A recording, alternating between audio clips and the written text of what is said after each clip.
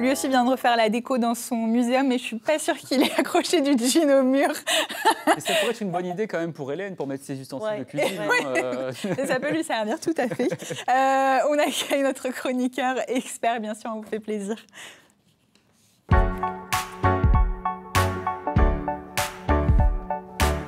Bonjour Sébastien. Bonjour. Directeur du Muséum de Bourges. Je plaisantais en disant que vous venez de refaire la déco, mais j'ai pas tort quand même, c'est vrai. C'est un peu ça. Il y a eu un peu de changement là. C'est un peu ça, il y a eu un peu de changement, oui, effectivement. Et en fait, c'est l'occasion d'en parler aussi parce qu'il y a un public particulier qui a justement engendré ce changement. Et on avait envie de parler d'eux ce matin. Oui.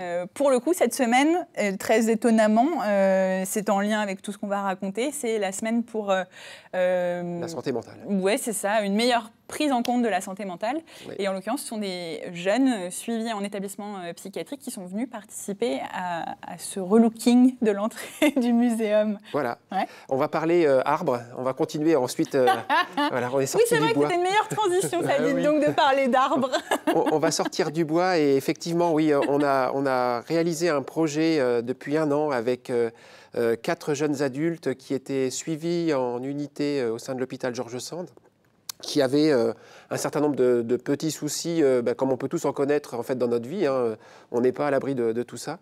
Et en fait, c'est un projet qu'on a mené au sein du Muséum de Bourges avec la mission locale et puis avec un artiste qui s'appelle Gilles Gabry, que je salue. Oui, voilà. Parce qu'on sait qu'il est sur son lit d'hôpital, voilà. Parce qu'il s'est cassé la figure en vélo, le pauvre. On l'embrasse et on le salue effectivement. En fait, quand même, disons-le, on parle de tout ça parce que dans un muséum, il n'y a pas que des collections, il n'y a pas que des expos à découvrir, il se passe plein d'autres choses. Et la preuve avec ce projet-là, qui est un projet quand même qui s'est étalé sur de longs mois, une année. Oui, c'est un projet qui s'est étalé sur 1 année. L'idée, c'était vraiment de travailler avec ces jeunes dans leur reconstruction mentale, psychologique, dans l'estime de soi, dans la confiance en soi, dans le fait de parler en public, dans le fait de travailler avec d'autres, de se concerter, de vivre une évolution mentale par rapport à tout ça. Alors ça s'est fait évidemment avec eux, avec Gilles, mais ça s'est fait également avec la mission locale et puis avec les aides-soignants de l'hôpital George Sand. On se retrouvait 1 fois par semaine, voire 2 fois. Les aides-soignants venaient, participaient en fait à l'action, au projet.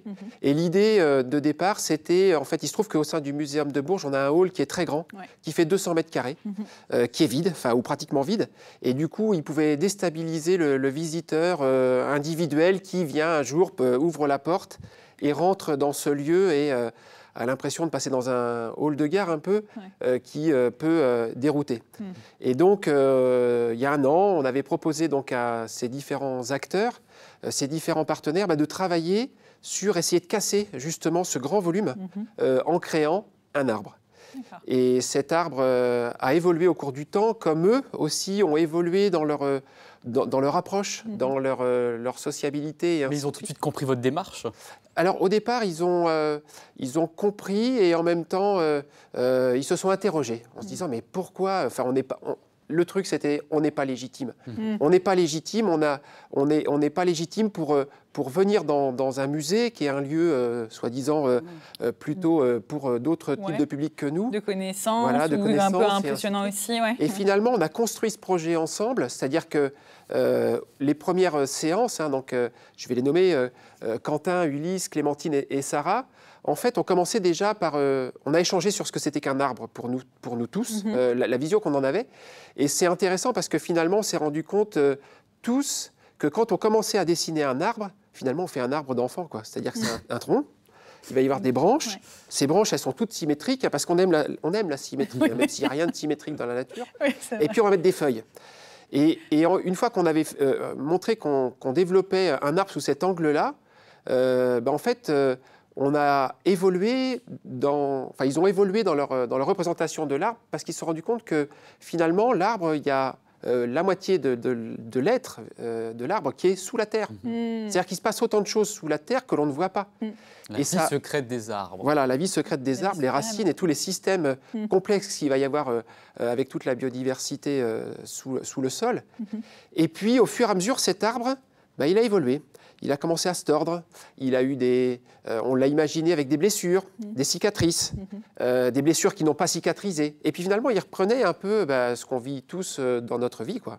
C'est-à-dire qu'on a des fêlures, des blessures, des cicatrices, et on avance un petit peu comme ça.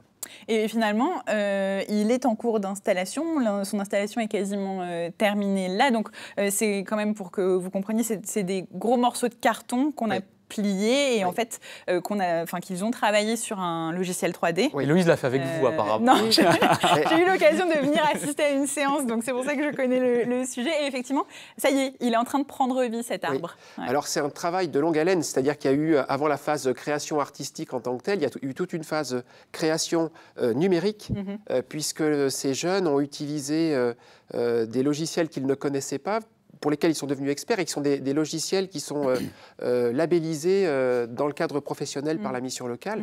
Donc il y avait aussi cette avancée à la fois psychologique, mentale, et puis aussi professionnelle par rapport à tout ça.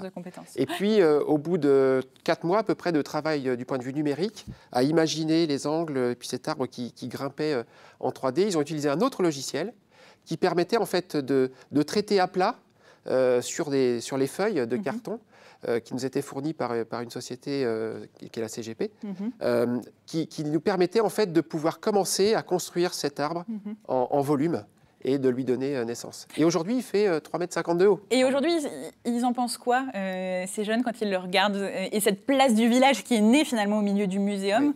Alors, ils en pensent quoi? Ils en sont fiers, je pense. Ils ont énormément évolué dans leur esprit, dans leur fonctionnement, dans leur relation à l'autre. Ça, ils ont énormément évolué.